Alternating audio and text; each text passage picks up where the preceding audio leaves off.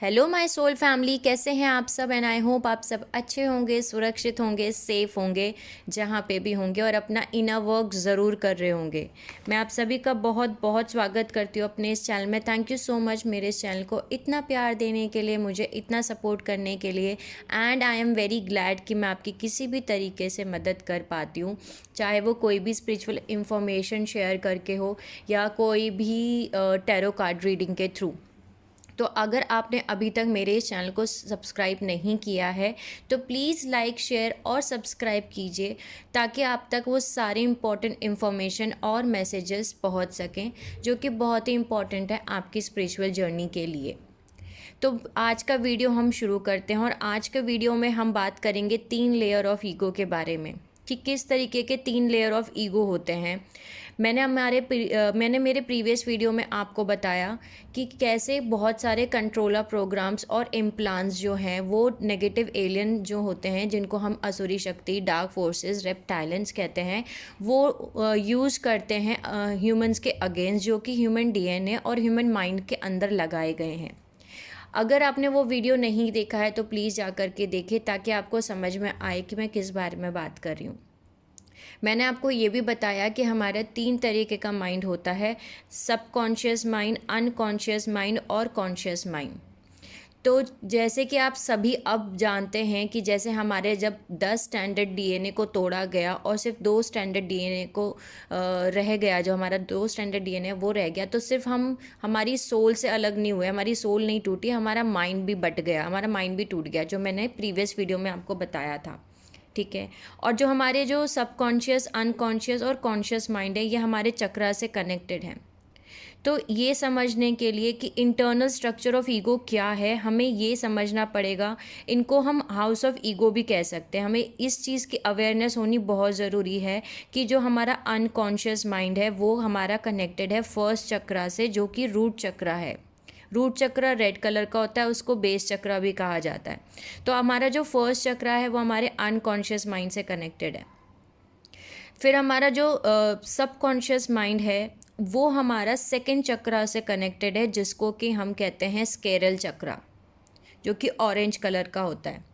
और जो हमारा कॉन्शियस माइंड है वो हमारा थर्ड चक्रा से कनेक्टेड है, जिसको हम सोलर प्लेक्सस चक्रा भी कहते हैं।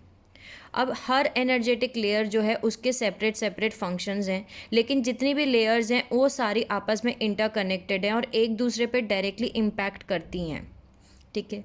जैसे जैसे हम अभी इस वीडियो में जानेंगे कि कैसे इंटरनल स्ट्रक्चर ऑफ ईगो के अंदर ये लेयर्स काम करती हैं, आपको ये समझ में आ जाएगा कि किस तरह का ईगो आपके अंदर है और उसको वो ईगो कैसे ऑपरेट कर रहा है आपके माइंड के अंदर। ठीक है। सो बेसिकली ईगो डेथ कब होती है?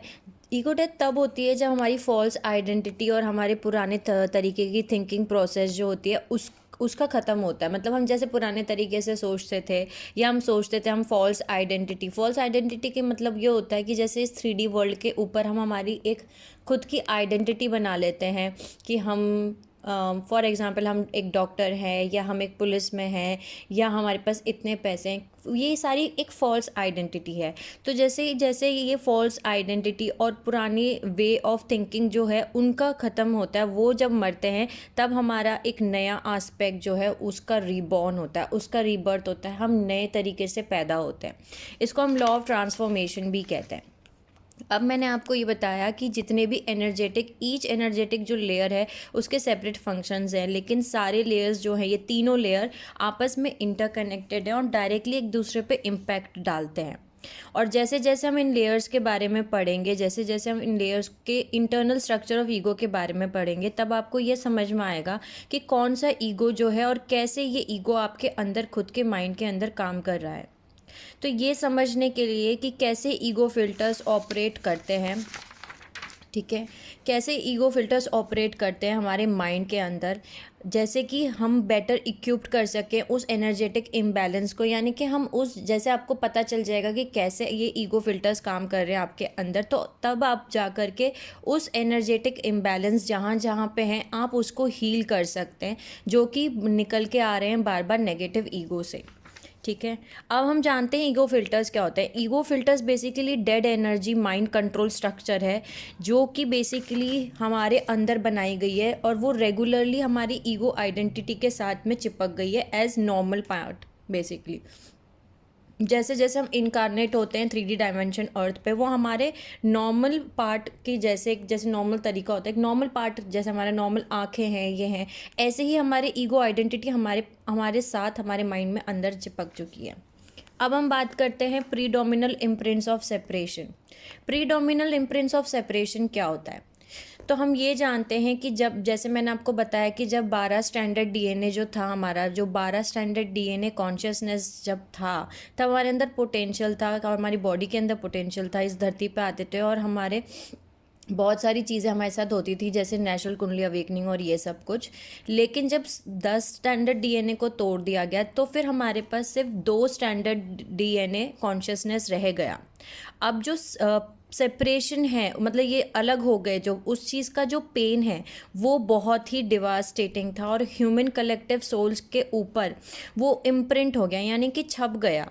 जितने भी ह्यूमन कलेक्टिव सोल्स हैं उनके इम्प्रिंट्स पे ये छप गया। सेपरेशन रिकॉर्ड हो गया हमारी एनर्जेटिक बॉडी में, क्योंकि ये सेपरेट हो गए। 10 स्टैंडर्ड डीएनए जो है वो सेपरेट हो गए, हमारे अलग हो गए।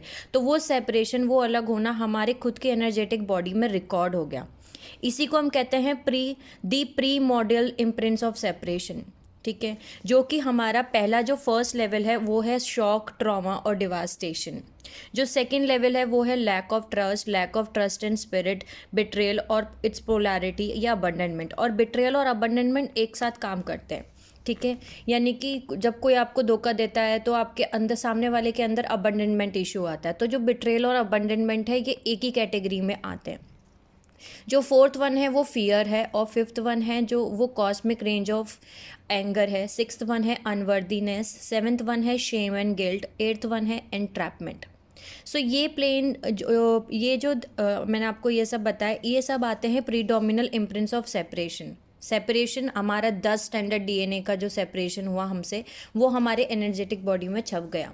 सो बेसिकली इस समय प्लैनेट अर्थ पे जो लाइट वर्कर्स हैं, हीलर्स हैं, स्टार सीड्स हैं, एम्पाथ्स हैं, या फिर हायर इवॉल्व सोल्स हैं, ट्विन फ्लेम्स हैं, सोलमेट्स हैं, वो सभी एक्चुअली यही करने के लिए इनकारनेट हो रही हैं। उनका एग्रीमेंट यही है, उनके सोल एग्रीमेंट्स यही हैं कि वो यहाँ पे आने के बाद ट्रांसेंड करेंगी खुद को, यानी आगे बढ़ेंगी और अपने आप को हील करेंगी इन सभी मेन पोलैरिटीज़ ऑफ फियर, यानी कि इन सभी माइंड को इकट्ठा करेंगी, यूनिफाई करेंगी, इन तीनों तरीके के माइंड को इकट्ठे करेंगी।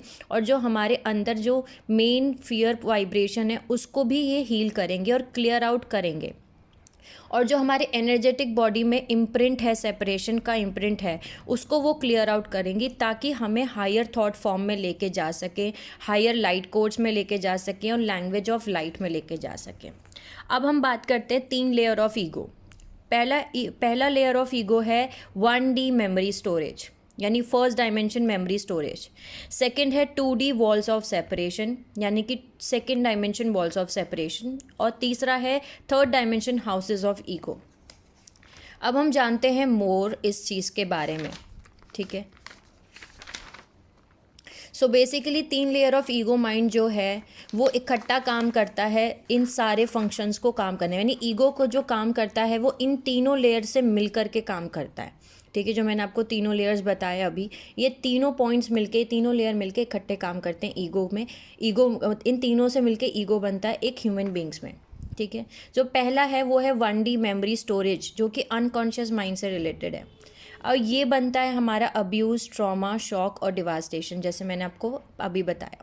बेसिकली जो है ये हमारा माइंड कंट्रोल करता है। जो फर्स्ट डी अनकॉन्शियस माइंड है वो कंट्रोल करता है हमारा ऑटोमेटिक नर्वस सिस्टम और ऑटोमेटिक बॉडी फंक्शंस। जो अनहील्ड ट्रॉमा मेमोरीज़ हैं इन 4 एरिया में ये क्रिएट करती हैं बहुत तरीके के फिज़िकल सिम्टम्स और डिसीज़, यानी कि बीमारियाँ।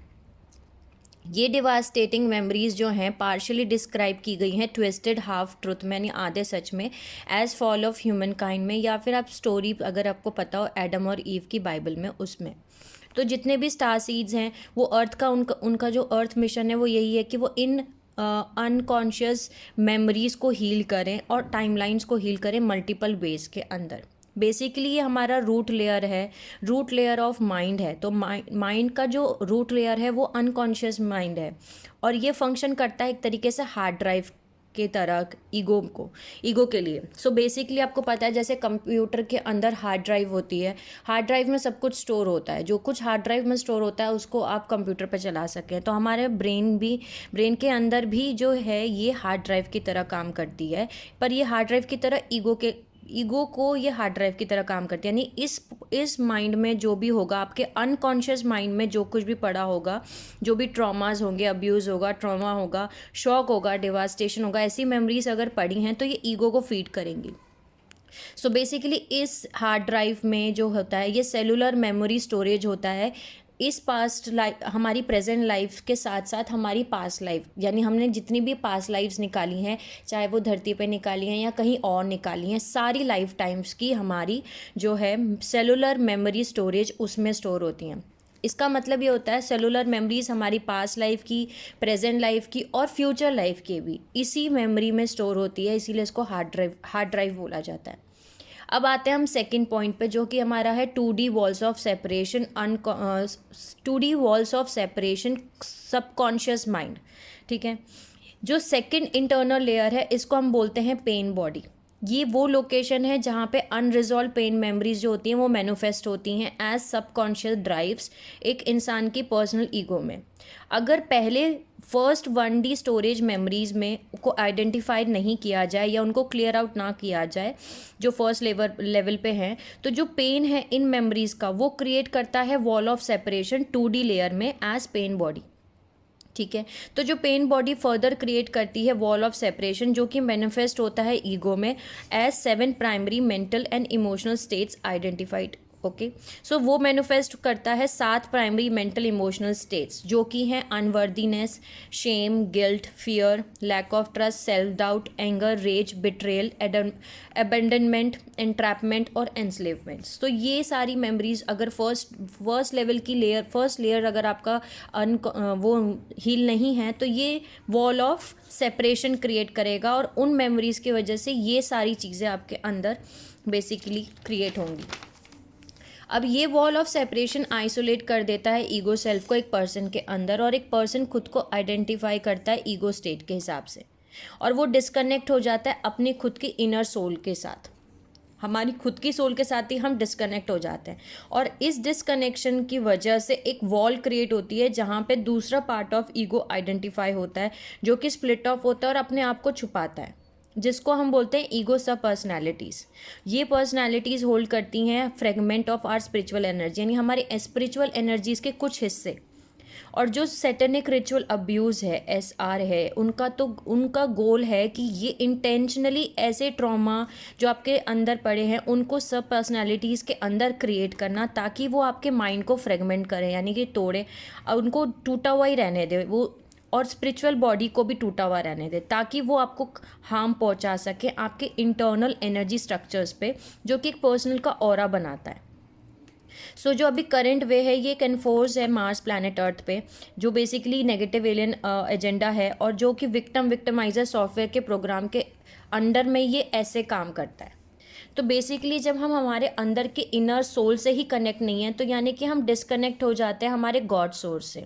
इसका रिजल्ट ये होता है कि हमारी लाइफ में ज़्यादा पेन होता है, हमारा डिस्कनेक्शंस हो जाते हैं रिलेशनशिप्स के साथ में या भगवान के साथ में, और हमारी लाइफ में डिसीज़ेज़ आ जाती हैं, जिसकी वजह से जो ईगो वॉल से और ज़्यादा बढ़ती हैं हमारे अंदर, और साइकिल्स ऑफ माइजरी बढ़ती हैं।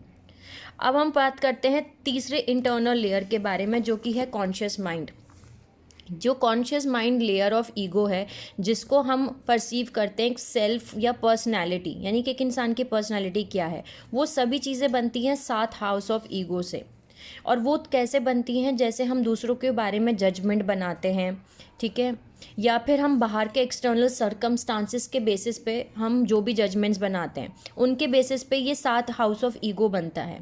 7 हाउस ऑफ ईगो क्या क्या हैं? 7 हाउस ऑफ ईगो क्या क्या है?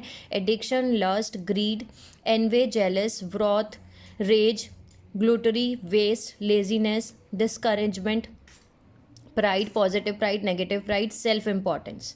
तो जो 7 हाउस ऑफ ईगो हैं वो एक डायरेक्ट रिजेक्शन है गॉड स्पिरिट के लिए, और रिपेल करता है क्राइस्ट स्पिरिट को, यानी कि हमारी जो प्योर सोल है उसको, फ्रॉम डेलिंग विद वंस बॉडी।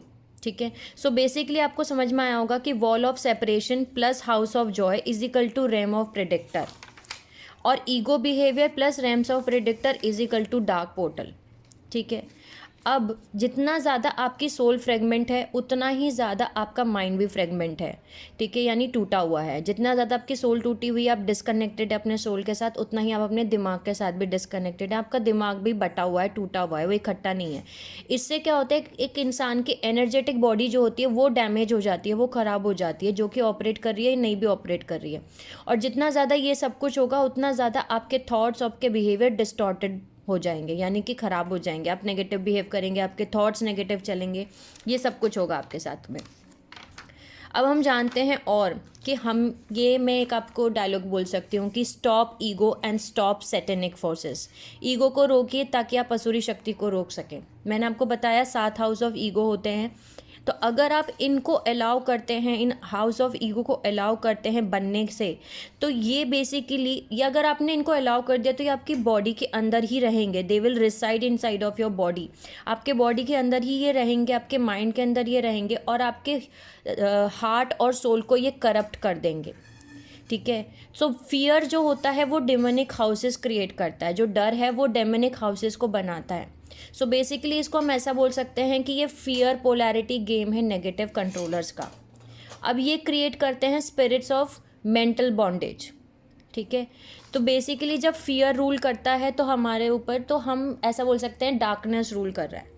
तो ये क्या क्या spirit of mental bondage use करते हैं? Spirit of entrapment and enslavement, spirit of unworthiness, spirit of guilt and shame, spirit of self doubt, spirit of betrayal and abandonment, spirit of anger and rage, and spirit of fear and denial. तो ये सारे spirits use करते हैं, ये spirit of mental bondages के ये parts हैं।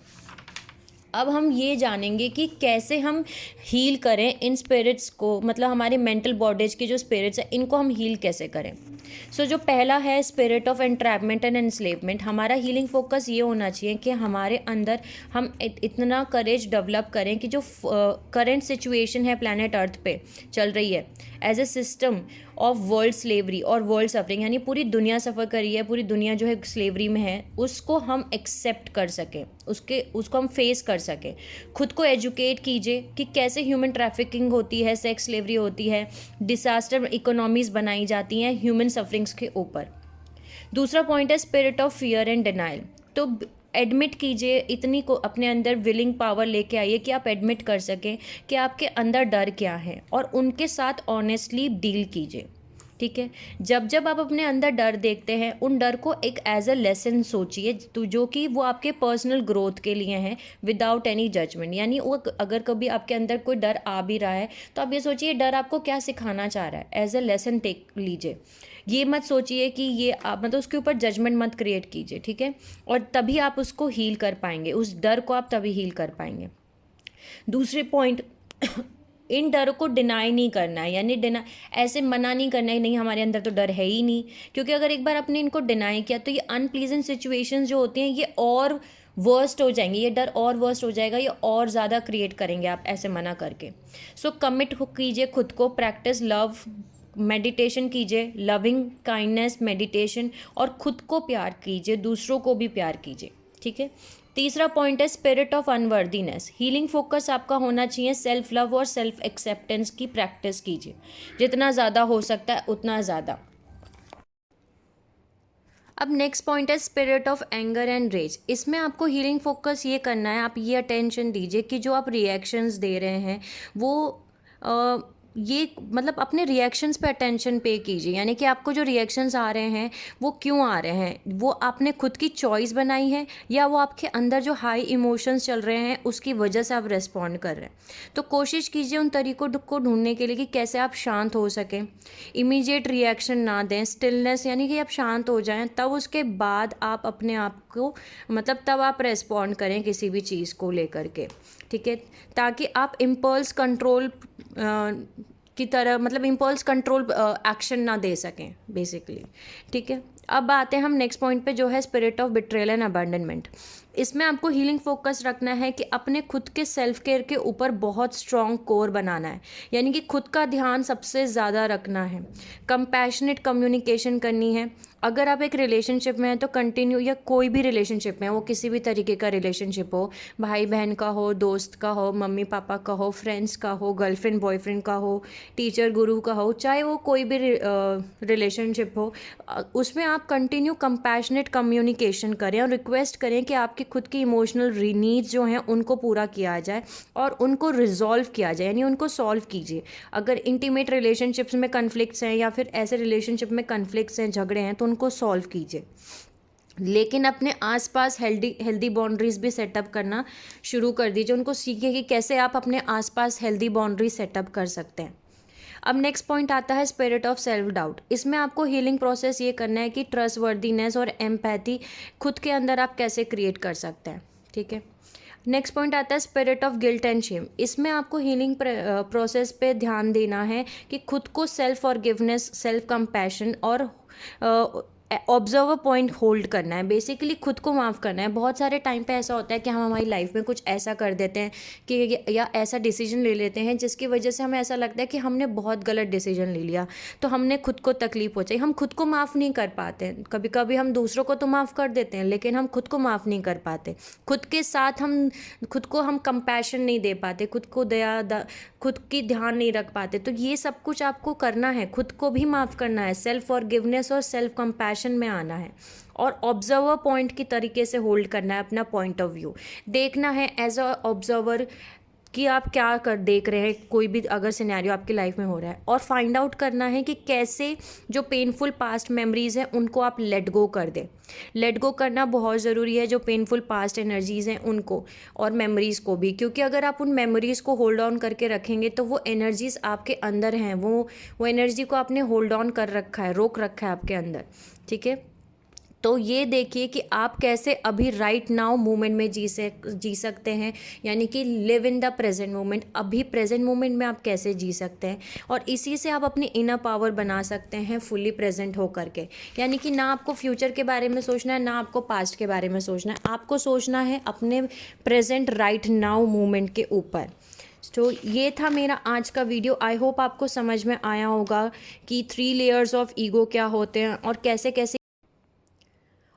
कैसे ये ईगोस काम करते हैं। अब हम इस पॉइंट पे भी आते हैं कि जो स्पिरिट्स ऑफ क्राइस्ट हैं, यानी कि जो लाइट की जो स्पिरिट्स हैं, यानी कि जो हमारी हाई वाइब्रेशन जो इमोशंस हैं वो क्या क्या हैं। ठीक है, सो बेसिकली फर्स्ट है प्योरिटी, सेकंड इमोशन है स्पिरिट है जेनरोसिटी, फिर patience, kindness, humility, diligence, discipline और कंजर्वेशंस। सो ये सारे स्पिरिट्स ऑफ क्राइस्ट हैं।